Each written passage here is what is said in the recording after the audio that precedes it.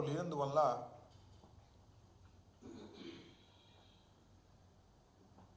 Seventh additional metropolitan magistrate court railway Vijayawada దాన్ని కొట్టివేస్తూ తీర్పునివ్వటం జరిగింది 1/5/2023న. దీన్ని మళ్ళా లోయర్ కోర్టులో కొట్టేస్తే దీన్ని హైకోర్టుకు అప్లై చేయాలని, అప్పీల్ చేయాలని నిర్ణయిస్తూ ప్రభుత్వం ఈ జీవోని రిలీజ్ చేసింది. జీవో ఆర్టీ నెంబర్ 852 నిన్నే ఇది రిలీజ్ చేయడం జరిగింది. నేను ఇక్కడ ఈ ప్రభుత్వాన్ని, కూటమి ప్రభుత్వాన్ని, ముఖ్యంగా చంద్రబాబు నాయుడు గారిని సూటిగా ఒకటి ప్రశ్నించదలుచుకున్నా. ఎందుకు మీకు కాపు ఉద్యమం మీద కోపం, కాపు కులం మీద కోపం, ముద్రగడ పద్మనాభం గారి మీద ఎందుకు మీకు కోపం? ఒక్కసారి వెనుక నేపథ్యంలోకి వెళ్తే నారా చంద్రబాబు నాయుడు గారు 2014లో కొల్లలుగా ఇచ్చిన హామీల్లో ఒకటి కాపుల్ని బీసీలో చేరుస్తానని. చిరకాల కోరిక, మాకు సెంటిమెంట్ అది. ఆంధ్ర రాష్ట్రంలో ఉన్నటువంటి కాపులు బీసీల్లో చేర్చమని అనేకమైనటువంటి ఉద్యమాలు చేసినటువంటి సందర్భాలు ఉన్నాయి. ఎవరు అడగల, ఉద్యమం కూడా చేయలే. అప్పుడు 2014లో నారా చంద్రబాబు నాయుడు గారు అధికారంలోకి రావడం కోసం అనేకమైన వాగ్దానాలు ఇస్తూ కాపుల్ని 6 మాసాల్లో నేను బీసీలో చేరుస్తాను కమిషన్ వేసి అని చెప్పడమే కాదు, మేనిఫెస్టోలో పెట్టాడు. ఆయన వచ్చి సంవత్సరంన్నరైనా కమిషన్ కూడా వేయలేదు. వేయకపోతే ముద్రగడ పద్మనాభం గారు ఉద్యమం చేశారు, కాపులందరినీ సమీకరించారు. ఆ ఉద్యమాల్లో కులం కాబట్టి ఎవరైనా ఒకటి మాత్రం వాస్తవం, పుట్టిన ఊరు, పుట్టిన కులం, తల్లి తండ్రి వీళ్ళ మీద ఒక ప్రేమ, సెంటిమెంట్ ఉంటుంది. కాపుల్ని బీసీలో చేరుస్తానని చెప్పినటువంటి చంద్రబాబు నాయుడు గారు నెరవేర్చకపోతే ముద్రగడ పద్మనాభం గారు దాని ఉద్యమానికి పిలుపునిస్తే మేము ఏ పార్టీల్లో ఉన్నా మేమందరం కూడా పాల్గొన్నాం, ఫైట్ చేశాం. అయినా చంద్రబాబు నాయుడు గారు చేయలేదు, అది వేరే అంశం. నేను ఇక్కడ మీకు గుర్తు చేస్తున్నా, ఉద్యమం చేసినప్పుడు ముద్రగడ పద్మనాభం గారు ఒక పిలుపు ఇచ్చారు, పళ్ళేలు కొట్టండి అని. గ్రామాల్లో సైతం కాపులు పళ్ళేలు కొడితే కేసులు పెట్టారు. తుని బహిరంగ సభకు పిలుపునిస్తే ఇక్కడ నుంచి బయలుదేరి వెళ్తుంటే వారి మీద నోట్ చేసుకుని కేసులు పెట్టారు చంద్రబాబు నాయుడు గారి ప్రభుత్వంలో. కొన్ని వందల వేల కేసులు కాపుల మీద పెట్టారు. తర్వాత తునిలో బహిరంగ సభ జరిగింది, పెద్ద ఎత్తున కాపు సమాజం అంతా వచ్చింది, కాపుల్ని బీసీలో చేర్చాలని గర్జించింది. అక్కడ ఒక సంఘటన జరిగింది. రత్నాచల్ ఎక్స్ప్రెస్ ఆ బహిరంగ సభకు దగ్గరలోనే ఉన్న ట్రాక్ మీద కాలిపోయింది, దహనం అయింది. అది కాపులే తగలబెట్టారు అని చంద్రబాబు నాయుడు గారి ప్రభుత్వం కేసు పెట్టింది. ముద్రగడ పద్మనాభం గారి మీద కేసు పెట్టింది. ఆయన కాక 40 మంది మీద కేసు పెట్టింది. సరే, బాగానే ఉంది. ఆ తర్వాత వస్తా. ఆ తర్వాత ముద్రగడ పద్మనాభం గారు నిరాహార దీక్ష చేస్తుంటే ఆయన ఇంటి తలుపులు పగలగొట్టి తీసుకొచ్చి ఆసుపత్రిలో పెట్టారు.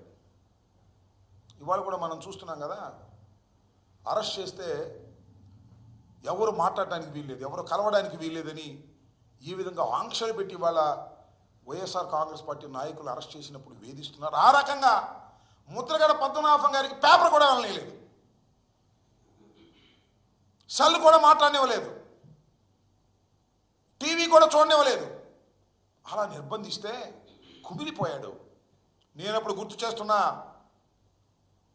హోటల్ హయత్ హైదరాబాద్లో ముద్రగడ పద్మనాభం గారిని ఇలా చేయటం తప్పు అని దాసరి నారాయణరావు గారు,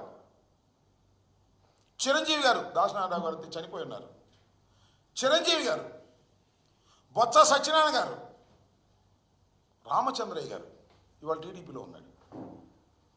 రామచంద్రయ్య గారు, తోట చంద్రశేఖర్ గారు కాపులకు సంబంధించి ఇంకా చాలామంది ఉన్నారు. పేర్లు నాకైతే గుర్తు రావడం లేదు. కానీ మేమందరం కలిసి సమావేశమై బయటకు వచ్చిన తర్వాత చిరంజీవి గారును మన దాసనారాయణ గారు ఒకే ఒక్క మాట చెప్పాడు, వంగవీటి మోహన్ రంగారావు గారిని కోల్పోయాం, కానీ ముద్రగడ పద్మనాభం గారిని కోల్పోవడానికి మేము సిద్ధంగా లేవు, ఖబర్దార్ అని వార్నింగ్ ఇచ్చారు. చిరంజీవి గారు, దాసనారాయణ గారు కూడా ఇద్దరు కలిసి ఇచ్చారు. ఒకసారి చూసుకోండి యూట్యూబ్లోకి వెళ్ళి.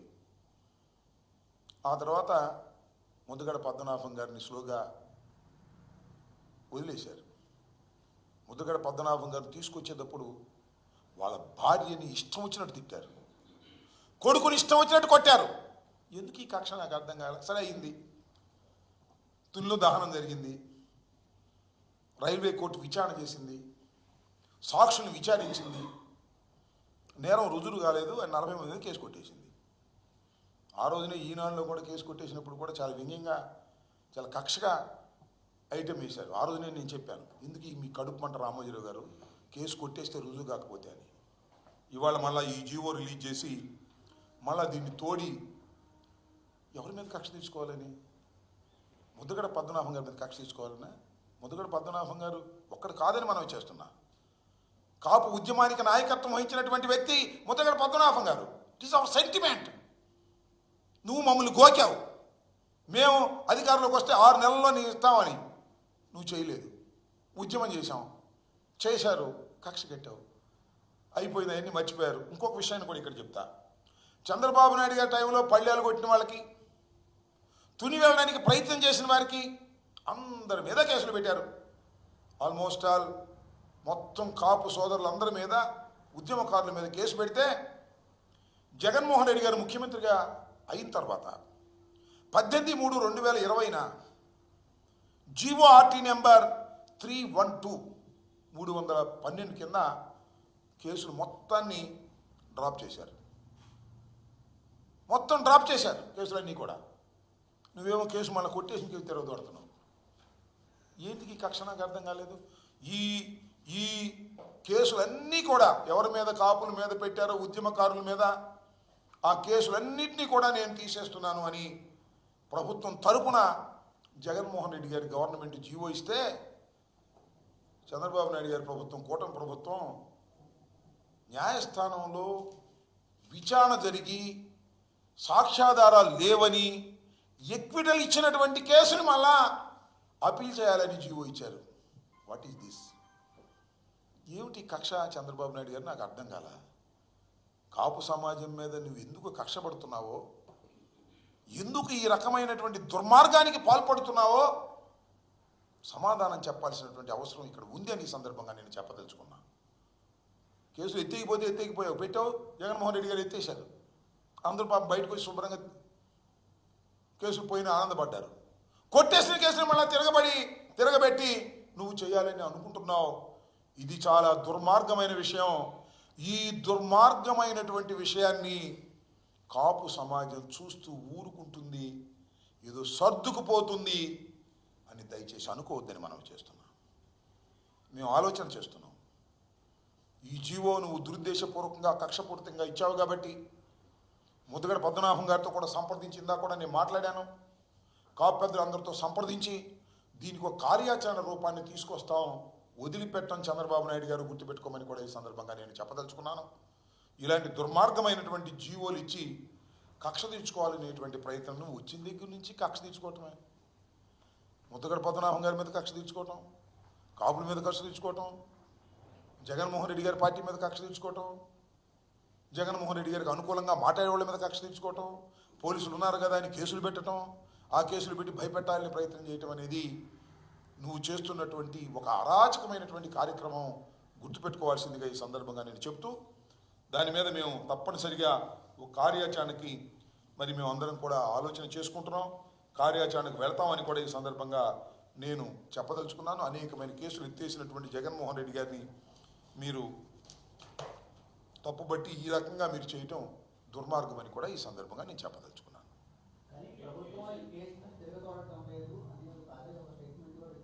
ఎవరిచ్చారు స్టేట్మెంటు? నేను తెలియదు. ప్రభుత్వం నుంచి అంటే ఎవరిచ్చారు? హోంమంత్రి ఇచ్చారా? ముఖ్యమంత్రి గారు ఇచ్చారా? మరి తిరగదోటం లేకపోతే నిన్నేగా ఆర్డర్ ఇచ్చింది, ఎందుకు ఇచ్చారు చెప్పండి నాకు. మీరు అడిగారు కదా, ఎవరు చెప్పారు ప్రభుత్వం అంటే? అదేమన్నా విద్య లేకపోతే అదే జడ పదార్థమా? ప్రభుత్వం అంటే ఎవరు ఇచ్చింది? ఎవరిది? Kumar Vishwajit, principal secretary to government. ఈ జీవో తప్ప? గవర్నమెంట్ అంటే ఎవరు? హోంమంత్రి గారా, ముఖ్యమంత్రి గారా, లేక ఉప ముఖ్యమంత్రి గారా? ఎవరు ఇచ్చారు? ఎక్కడిచ్చారు? This the return. అంటే వాళ్ళకి తెలియకుండా జీవో వచ్చిందా? ఆ ఇచ్చిన వాళ్ళు ఎవరో ఇచ్చారంటున్నారు కదా, ఎవరు ఇచ్చారు? వాళ్ళకి పేరు ఊరు లేదు. చంద్రబాబు నాయుడు గారు గాలిలో వేస్తుంటాడు, లేదా ఈటీవీలు ఇచ్చుంటారు, అంతేనా? ఈటీవీలు ఇచ్చుంటారు, లేదా ఏబిఎన్లు ఇచ్చుంటారు. కంగారు పడేసి మళ్ళీ ఇది పొద్దున్నే ఆ పేపర్లో వచ్చింది, ముద్దగడ పద్మనాభం గారి మీద కక్ష తీసుకోవడానికి ప్రయత్నం చేస్తున్నారని ఇది చూసిన తర్వాత కంగారు పడి ఈటీవీని ఏబిఎన్ను నిర్ణయం చేసి ఉంటారు. నేను అడుగుతా ఉన్నా, ఈ జీవో ఎందుకు వచ్చింది అంటే వాళ్ళకి తెలియకుండా వచ్చిందా? చంద్రబాబు నాయుడు గారికి తెలియకుండా వచ్చిందా? హోంమంత్రి గారికి తెలియకుండా వచ్చిందా? నిజంగా చంద్రబాబు నాయుడు గారికి, హోంమంత్రి గారికి తెలియకోకుండానే ఈ జీవో వస్తే వాళ్ళంత అసమర్థులు ఈ దేశంలో ఎవరు లేరని అర్థం, అంతేగా? పాలనలో కూడా వాళ్ళకి ఏం తెలియకుండా జీవోలు వస్తున్నాయన్నమాట. ఎందుకు ఇంక మీ ప్రభుత్వం? ఎందుకంటున్నా దీనిలో ఏమన్నారు? నేను ఇక్కడ కొన్ని మాటలు కూడా చదువుతాయి. కేర్ఫుల్ ఎగ్జామినేషన్ అంటారు. దీనిలో కేర్ఫుల్గా ఎగ్జామినేషన్ చేసి డిలో కండోనేషన్ పిటిషన్ కూడా, అంటే దీనిలో కేసు కొట్టేసిన తర్వాత మళ్ళీ అప్పీల్ చేయడానికి ఇంత టైం ఉంటుంది. ఆ టైం కూడా అయిపోయింది. ఆ టైం అయిపోయిన దాన్ని కూడా డిలే కండోన్ చేయమని పిటిషన్ పెట్టమన్నారు. విన్నారా? డిలో కండోన్ చేయమని పిటిషన్ పెట్టి ఆ పిటిషన్ ఎలవ్ చేయించుకుని, అంటే అయ్యా మేము అనుకున్న సమయంలో మేము అప్పీల్ చేయలేకపోయాం కాబట్టి, ఫలానా కారణాల వల్ల మేము అప్పీల్ చేయనందుకు డిలే అయింది కాబట్టి ఆ డిలోని కూడా మీరు క్షమించి వదిలేసి మా అప్పీల్ని తీసుకోవాల్సిందిగా చేయమని జీవో ఇష్యూ చేశారు హోమ్ డిపార్ట్మెంట్. మరి ప్రభుత్వానికి తెలియదు, ప్రభుత్వం దీన్ని విత్డ్రా చేసుకుంటుంది. నిన్న ఇచ్చేవాళ్ళు ఎందుకు విత్డ్రా చేసుకుంటున్నారు? ఏదో స్వామి చెప్పినట్టు. ఏమయ్యా రమేష్, సంతకం పెట్టాడుగా ఎవరు? చంద్రబాబు నాయుడు. అదే మీ నాగబాబు మంత్రి ఇస్తానని సంతకం పెట్టాడు. ఎన్నాళ్ళైంది చెప్పు? 6 మాసాలు అయింది. మంత్రి ఇస్తానని సంతకం పెట్టాడు. ఇదేందో మరి నాకు అర్థం కాల. తెల్లారిపాటి 2వ తారీఖు 3వ తారీఖుని మేము చేతులు ఎత్తేస్తున్నామంటే ఎవరు నమ్మిద్దామని? మోసం కదా ఇది? అన్యాయం కదా ఇది? కమాన్ రమ్మని చంద్రబాబు నాయుడు గారిని వచ్చి చెప్పమనండి.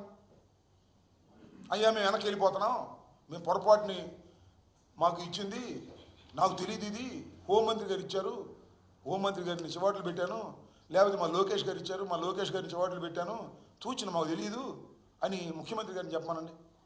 మేము 2వ తారీఖుని ఇచ్చినటువంటి జీవో విత్డ్రా చేసుకుంటున్నాము, పొరపాటుని ఇచ్చాము, మాకు తెలియకోకుండా వెళ్ళింది, మాకు పరిపాలనలో మేము కళ్ళు మూసుకున్నాము. ఏమండి నిన్నగా అన్నాడు చంద్రబాబు, ఎక్కడ అదే ఊరండి, వెళ్ళి ఫంక్షన్కి వెళ్ళాడు రమేష్, డ్యాగ కన్ను అన్నాడు. డ్యాగ కన్ను నుంచి ఎలా తప్పుకొచ్చింది అబ్బా ఇది? డ్యాగ కన్ను నాది. డ్యాగ కన్ను నుంచి ఎలా తప్పుకొచ్చిందయ్యా బాబు గారు, నారా చంద్రబాబు నాయుడు గారు? డ్యాగ కన్ను నుంచి తప్పుకుని ఈ జీవో ఎట్టా వచ్చింది? మళ్ళీ ఈ డ్యాగ కన్ను మళ్ళీ పొద్దున్నే ఎట్టా తెలుసుకుని మళ్ళీ జీవోను మేము యాక్షన్ తీసుకోవట్లేదని మాట్లాడటం ఎందుకు? ఏ పొద్దున్నే మా పేపర్లో చూసారా మెయిన్ హెడ్డింగు, కాపుల్ని కరేపాకులాగా వాడుకుంటారని హెడ్డింగ్ వచ్చింది. మా పేపర్లో అది చూసి కంగారు పడ్డారా? జ్ఞానోదయం అయిందా? చెప్పమంటున్నా. ఓ నారా చంద్రబాబు నాయుడు గారు, అయ్యా వినపడుతుందా? లింగమనేని వారి గెస్ట్ హౌస్లో కరగట్టు పక్కన ఉన్నటువంటి ఓ నారా చంద్రబాబు నాయుడు గారు, ఈ జీవో ఎట్లా వచ్చింది? మళ్ళా జీవో వచ్చిన తర్వాత ఎందుకు ఈనాడులో ఈ రకంగా ఫ్లాష్ లేపిస్తున్నారు? వినపడిందా? చెప్పు సమాధానం. కాపు సమాజానికి సమాధానం చెప్పవలసిందిగా గౌరవనీయులైనటువంటి నారా చంద్రబాబు నాయుడు గారిని నేను ఇక్కడి నుంచి కోరుతున్నా. నువ్వు చెబుతావా? మీ అబ్బాయి చెబుతాడా? ఎవరు చెబుతారో చెప్పండి. చెప్పకోకుండా ఇలాంటి డ్రామాలు ఆడి సాగితేనేమో నా అంతటి వాడు లేడు, సాకపోతేనో సాపు చుట్టేసి సంకనేసి వెళ్ళిపోతాం అంటే ఎట్ట కుదిరింది నాకు అర్థం కాల. జీవోలు ఏమో రిలీజ్ చేయటం అంటే ఈ ప్రభుత్వం ఉందా, పని చేస్తుందా, లేదా నాకు అర్థం కాల. చెప్పండి, ఎవరు చెప్పారు? ఆకాశరామన్న కాదు, ప్రభుత్వం అంటే ఎవరు? ముఖ్యమంత్రి, ఉప ముఖ్యమంత్రి, నారా లోకేష, హోంమంత్రి, లేకపోతే ఈ విశ్వజిత్ ఎవరైనా Kumar Vishwajit principal secretary to government, ఆయన ఎవరు చెప్పారు? డ్రామాలు ఆడమాకండి. నారా చంద్రబాబు నాయుడు గారు బయటకు వచ్చి సమాధానం చెప్పాలని ఈ సందర్భంగా కోరుతున్నా. సమాధానం చెప్పకపోతే మా కార్యాచరణ ఉంటుందని కూడా ఈ సందర్భంగా సవినయంగా హెచ్చరిస్తున్నాను.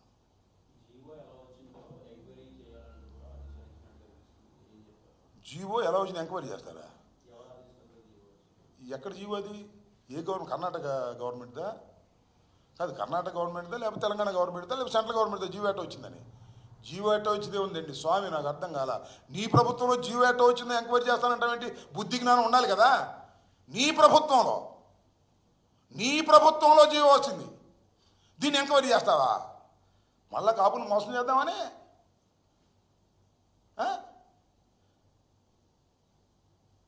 చెప్పేవాళ్ళు ఉంటే, వినేవాళ్ళు ఉంటే చెప్పేవాళ్ళు చంద్రబాబు నాయుడు లాగా చాలా చెబుతారు.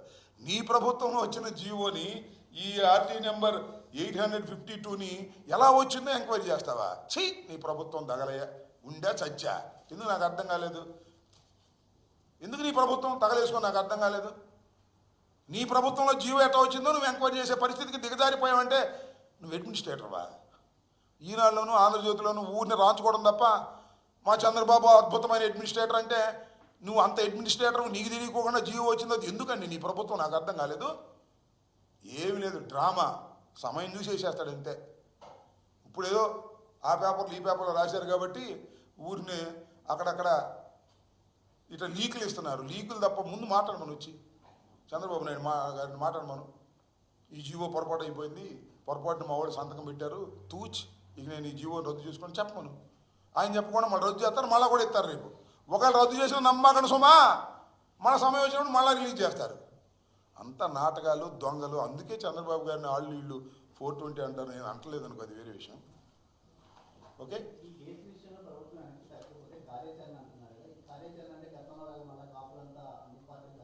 మాట్లాడతాం. అందరితో మాట్లాడిన తర్వాత కార్యాచరణ అంతా ఇప్పుడు ఎట్ట చెప్తాం? కార్యాచరణ ఇవాళ ఫస్ట్ రియాక్షన్ ఇది. మాట్లాడకుండా ముద్రగడ పద్మనాభం గారితో మాట్లాడాం, ఇందాక బొత్స సత్యనారాయణ గారితో మాట్లాడాం, కన్నబాబు గారితో మాట్లాడాం.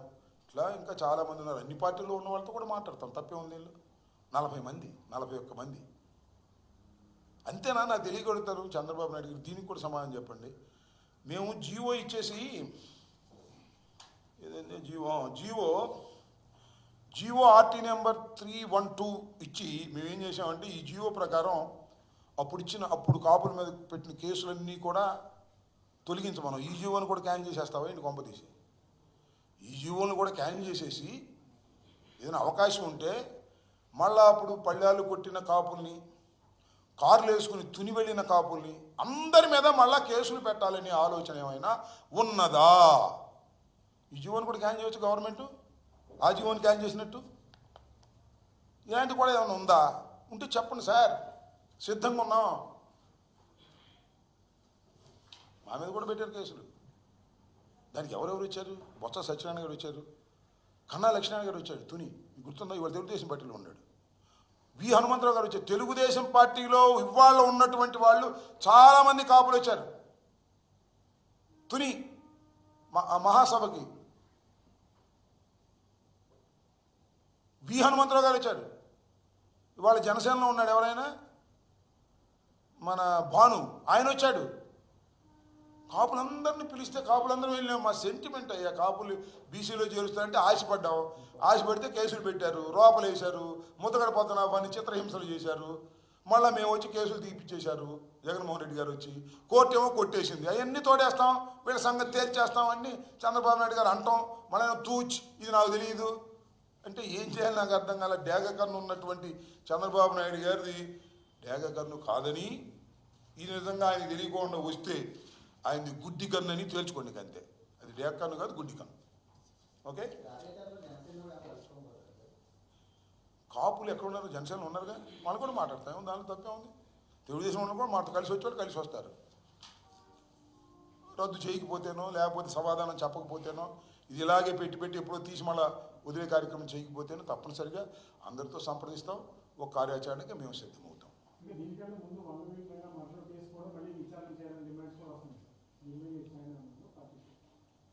అది కూడా ట్రైల్ అయిపోయి కొట్టేశారు కదా, దాన్ని మళ్ళీ అప్పీల్ చేస్తాడేమో మరి తెలియదు. మరి మనకి చంద్రబాబు నాయుడు గారు ఏమైనా చేస్తాడు, కొట్టేసిన కేసుల్ని అప్పీల్ చేస్తాడు, కొత్తగా కేసులు కూడా పెడతాడు ఏమీ లేకపోయినా. నేను చెప్పాగా, డెడ్ బాడీ దొరక్కపోతే 307, డెడ్ బాడీ దొరికితే 302 ఖాయం మా మీద. అక్కడ 2 డెడ్ బాడీలు దొరికినాయి మొన్న గుండ్లపాడు ఏదో అక్కడ పెట్టేశాడు. మా పిన్నెల రామకృష్ణారెడ్డి గారు నేను వాళ్ళ బ్రదర్ని దానిలో పెట్టేశారు. వాళ్ళు తెలుగుదేశం కొట్టుకుంటే డెడ్ బాడీ దొరికినాయి కదా 2 పెట్టేశాడు. ఎక్కడైనా డెడ్ బాడీ దొరికితే పెట్టేస్తాడు. సో అసలు అదుపు లేని ఒక అరాచకమైన పాలన ఇవాళ రాష్ట్రంలో జరుగుతూ ఉంది. దానికి నిదర్శనం ఇది కూడా ఒకటి.